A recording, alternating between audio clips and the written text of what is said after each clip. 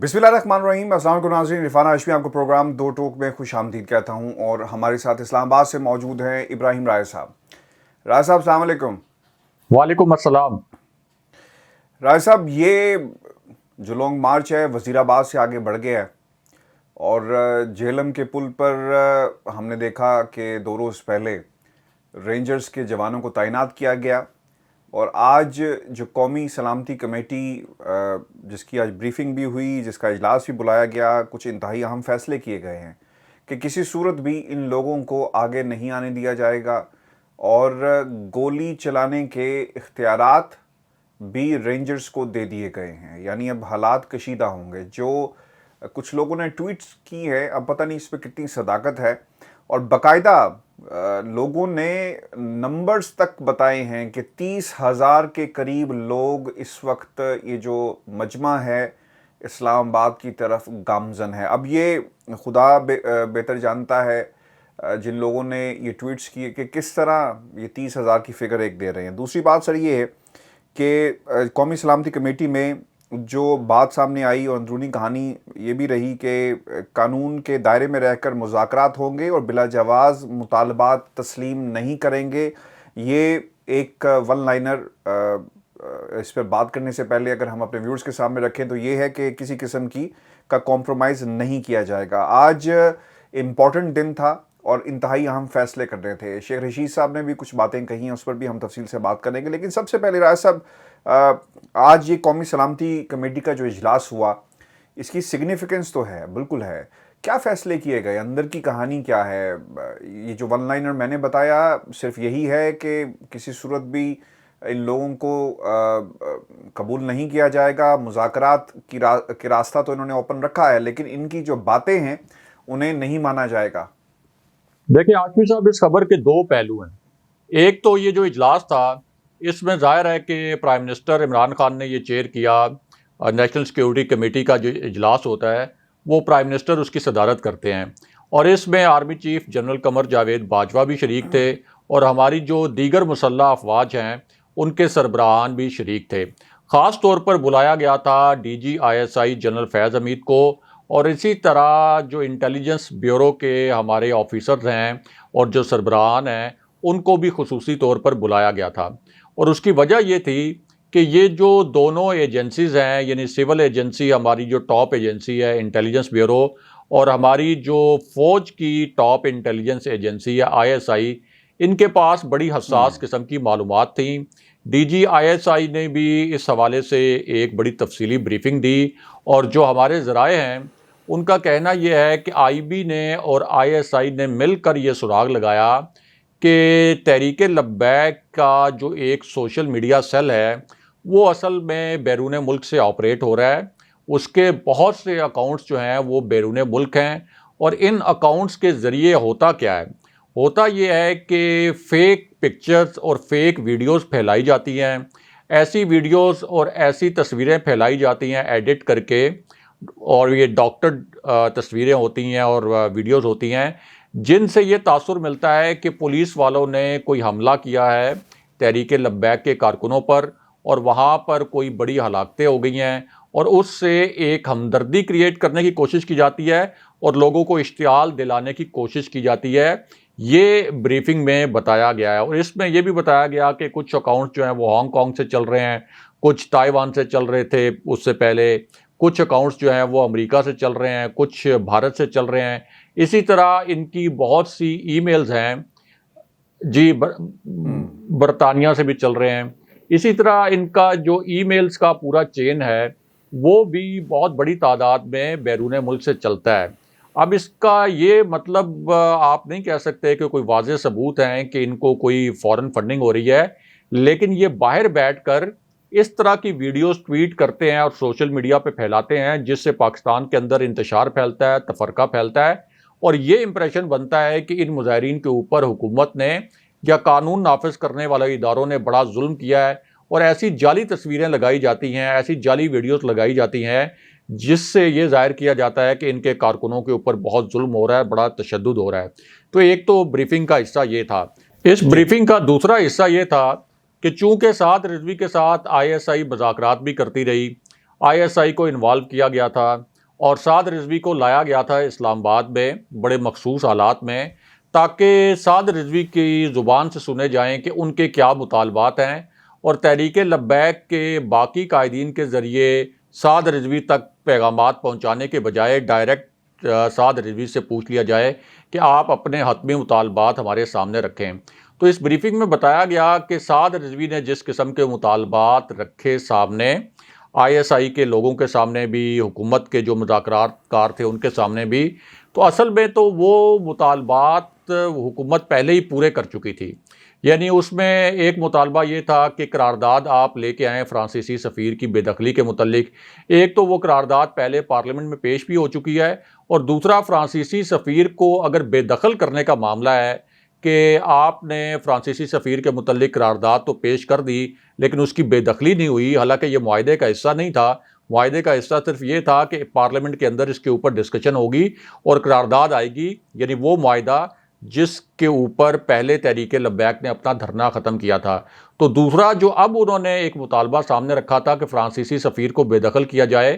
تو ان کو بتایا گیا سعد رضوی کو کہ فرانسیسی سفیر تو اس وقت پاکستان میں ہے ہی نہیں،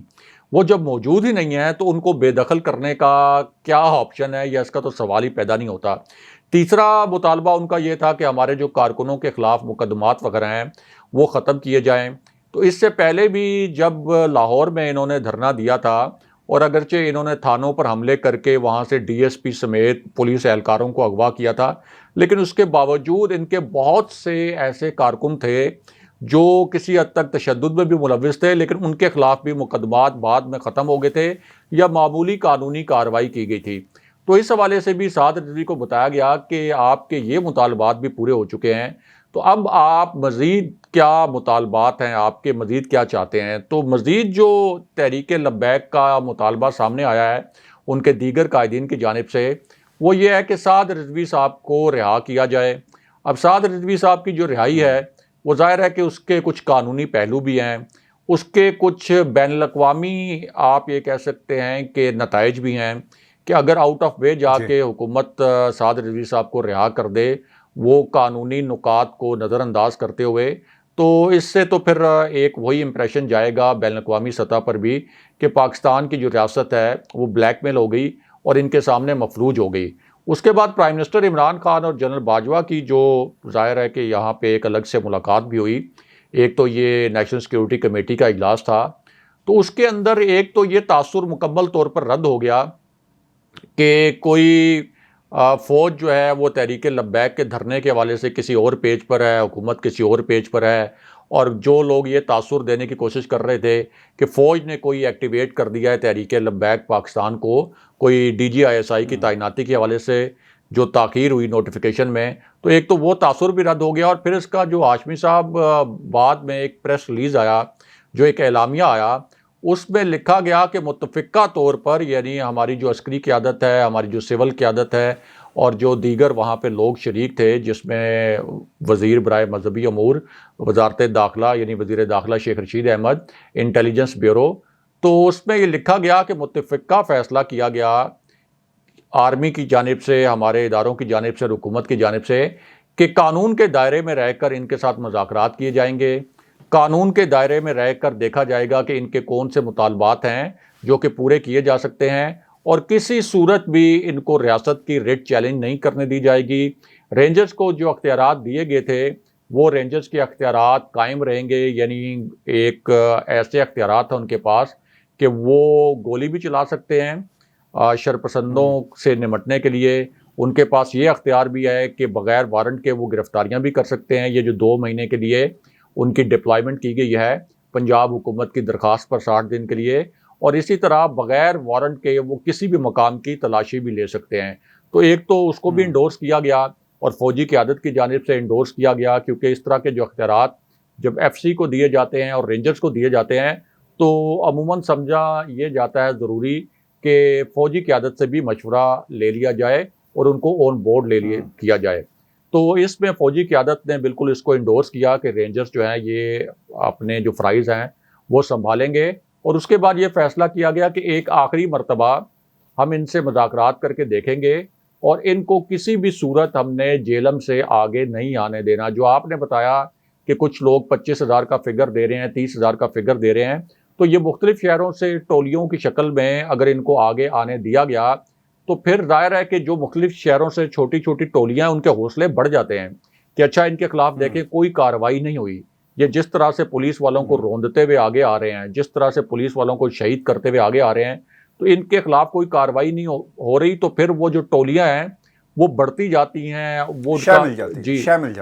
جاتی ہے. پھر مختلف شہروں سے ان کے جو ہمدرد ہیں وہ بھی اکٹھے ہو جائیں گے, پھر اس کی آڑ میں کچھ شرپسند بھی ان کے ساتھ مل جائیں گے, تو ایک بہت پیچیدہ صورتحال پیدا ہو سکتی ہے. تو عسکری قیادت نے بھی اور سول قیادت نے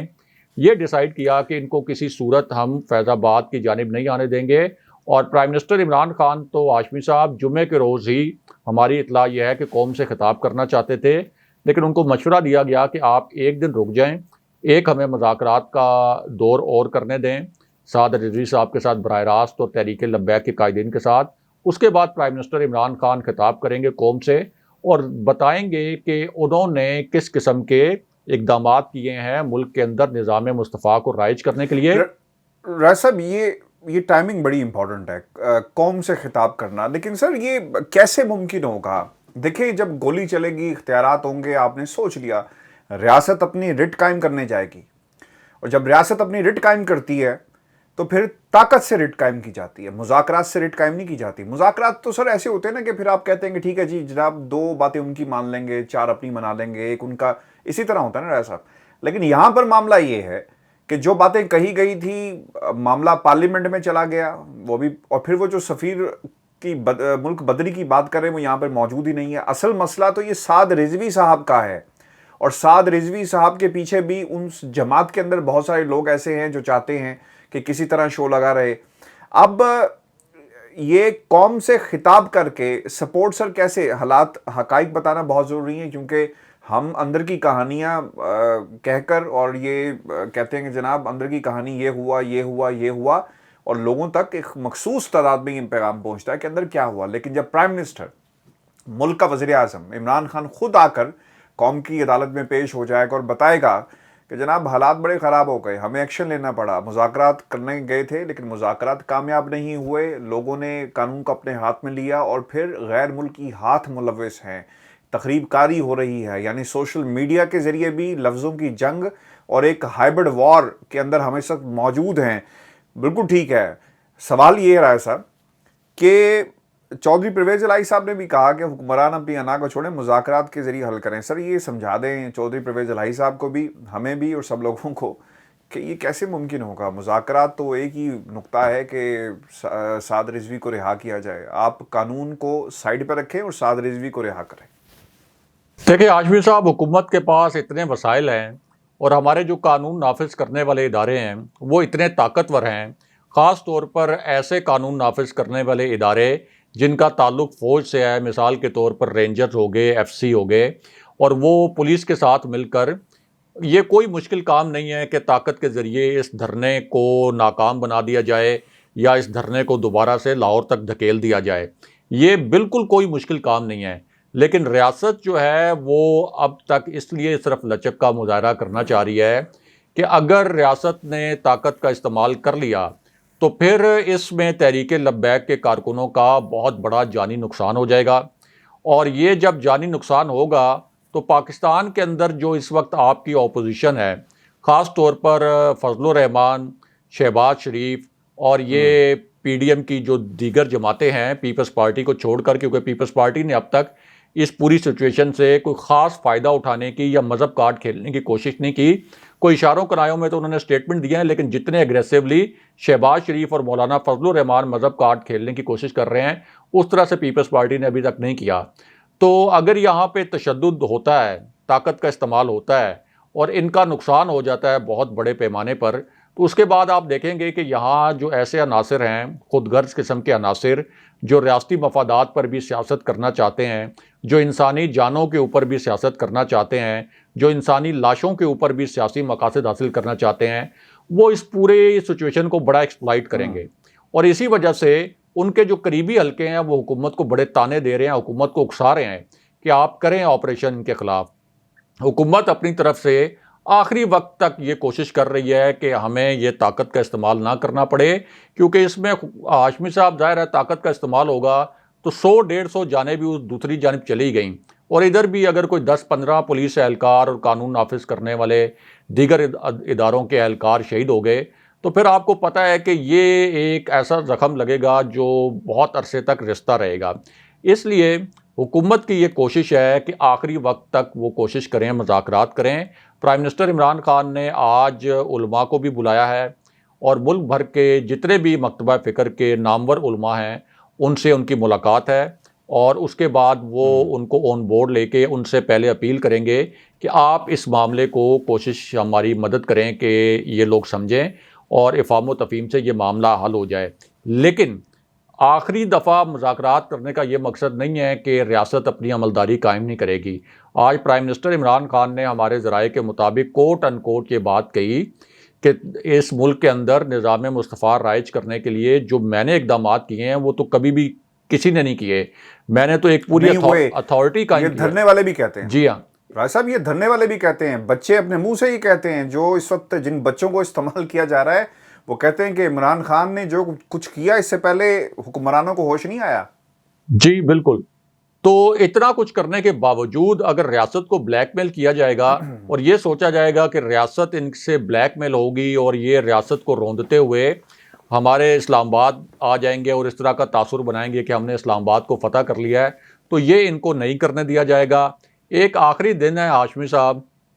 प्राइम मिनिस्टर के खिताब से पहले, और उस खिताब में प्राइम मिनिस्टर सारी जो वजूहात हैं वो भी बयान करेंगे कि वो क्यों चाहते हैं कि ये मामला पुरअमन तरीके से हल हो जाए, और अगर पुरअमन तरीके से हल ना हुआ तो फिर उनके पास क्या ऑप्शंस बाकी रह जाते हैं। और इसमें बहुत अच्छी बात यह है हाशमी साहब कि पाकिस्तान के जो अस्करी इदारे हैं वो पूरी तरह हुकूमत के साथ, एक मुंतखब हुकूमत के साथ इस मामले पर खड़े हैं, और एक स्ट्रॉन्ग मैसेज तहरीक लब्बैक पाकिस्तान को भी गया है कि आप ये नहीं कर सकते कि सिर्फ हुकूमत को आप सिंगल आउट करें, आइसोलेट करने की कोशिश करें। इस वक्त रियासत और रियासत के जो सतून हैं वो एक जगह पर खड़े हैं। ख़ास तौर पर इस वजह से ये बहुत ज़्यादा अहम है, यानी ये जो हुकूमत लचक का मुजाहरा कर रही है वो इस वजह से बहुत ज़्यादा अहम है हाशमी साहब के पाकिस्तान में हमें मालूम है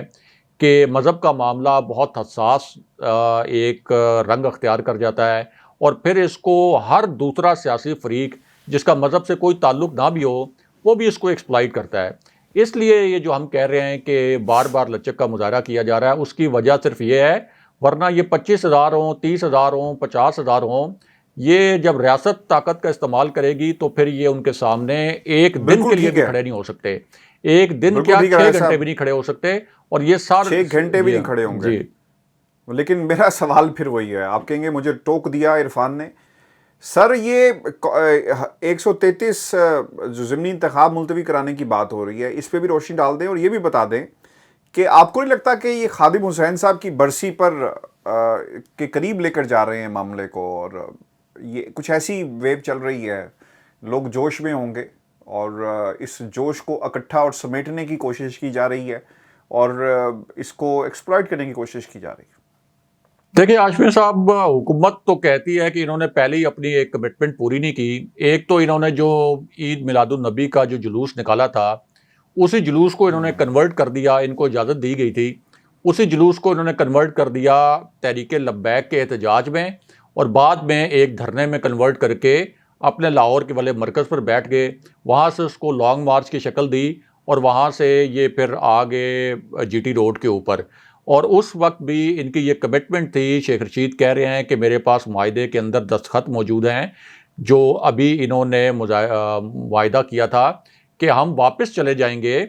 आप हमारे जो मुतालबात हैं उस हवाले से जो मुज़ाकरात आपने किए हैं तो हम चले जाएंगे, और जब हम चले जाएंगे तो उसके बाद आप हमारे मुतालबात पूरे करें। लेकिन अब वो ये कह रहे हैं कि पहले आप हमारे मुतालबात पूरे करें फिर हम वापस जाएंगे, और हुकूमत उनके ऊपर एतमाद करने के लिए तैयार नहीं है कि हुकूमत के पास इसकी वजूहात हैं। 6 मरतबा ये पहले एहतजाज कर चुके हैं, हर मरतबा एहतजाज करने के बाद कहते हैं कि हमारे मुतालबात हुकूमत ने मान लिए हैं, हम धरना ख़त्म कर रहे हैं। ज़ाहिर है कि जब ये कहते हैं कि धरना ख़त्म कर रहे हैं तो इसका मतलब ये होता है कि ये सेटिस्फाइड होते हैं उस वक्त। لیکن اس کے بعد پھر ایک نیا مطالبہ لے کر احتجاج کرنے کے لیے آ جاتے ہیں۔ اب ان کو معلوم ہے کہ قرارداد قومی اسمبلی میں آ چکی ہے، ان کو معلوم ہے کہ فرانسیسی سفیر پاکستان میں موجود نہیں ہے، ان کو معلوم ہے کہ پاکستان کے لیے FATF کا کتنا بڑا چیلنج ہے، لیکن اس کے باوجود اب سعد حسین رضوی صاحب کی رہائی کے لیے یہ اب لانگ مارچ کر رہے ہیں، ریاستی مفادات کو نقصان پہنچا رہے ہیں، اور یہ جانتے بوجھتے ہوئے بھی کہ ریاست مدینہ کو بنانے کے لیے اور اس کے تصور کو آگے لے جانے کے لیے پرائم منسٹر عمران خان نے کتنے اقدامات کیے ہیں، اس کے باوجود یہ کوشش کر رہے ہیں پرائم منسٹر عمران خان کو بلیک میل کرنے کی، ریاست کو بلیک میل کرنے کی۔ لیکن پرائم منسٹر عمران خان کے بارے میں جو لوگ جانتے ہیں ان کو، ان کی پرسنالٹی کو، چاہے وہ صحافی ہوں، ان کے دوست ہوں، ان کے قریب رہنے والے لوگ ہوں اور ان کے سیاسی مخالفین بھی، کہ پرائم منسٹر بلیک میل نہیں ہوتے، کیونکہ پرائم منسٹر عمران خان نے کوئی یہاں پر منی لانڈرنگ نہیں کی، کوئی کرپشن نہیں کی، کرپشن سے کوئی بیرون ملک شاہی محلات نہیں بنائے۔ ان کو سپریم کورٹ سے صادق اور امین کا انہوں نے وہاں سے ایک سرٹیفکیٹ حاصل کیا، ان کو کہا گیا کہ آپ 30 سال پرانی کاؤنٹی کی اپنی رسیدیں دیں کہ آپ وہاں سے کتنی تنخواہ لیتے تھے۔ تو اس طرح ان کی کوئی ایسی مجبوری نہیں ہے یا ان کا کوئی ایسا راز نہیں ہے کہ جس کے اوپر ان کو بلیک میل کیا جا سکے، وہ پیچھے ہٹ جائیں اور ان کو یہ خوف ہو کہ ان کے خلاف کوئی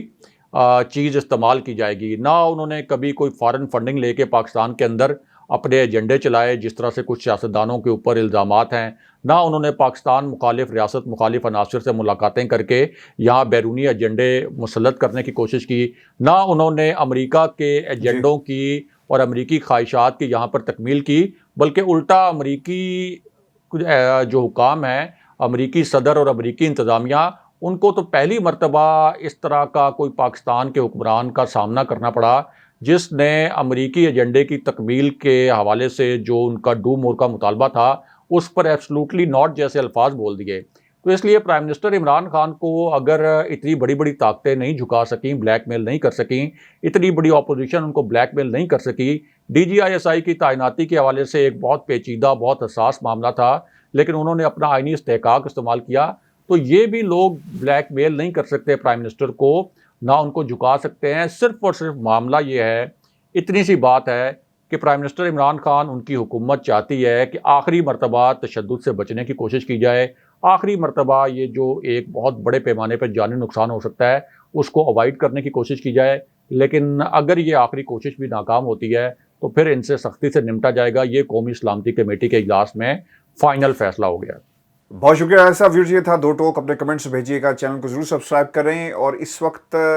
حکومت کوشش میں ہے کہ مذاکرات ہو جائیں، کیونکہ یہ پاکستان کے لیے بہتر ہے، جتنی جانوں کو بچایا جا سکے مذاکرات بہت ضروری ہیں، اس سے پہلے کہ ہاتھ سے تمام معاملات نکل جائیں۔ کمنٹس بھیجیے گا، چینل کو سبسکرائب کریں، اجازت دیجیے، اللہ نے کیا۔ اللہ نے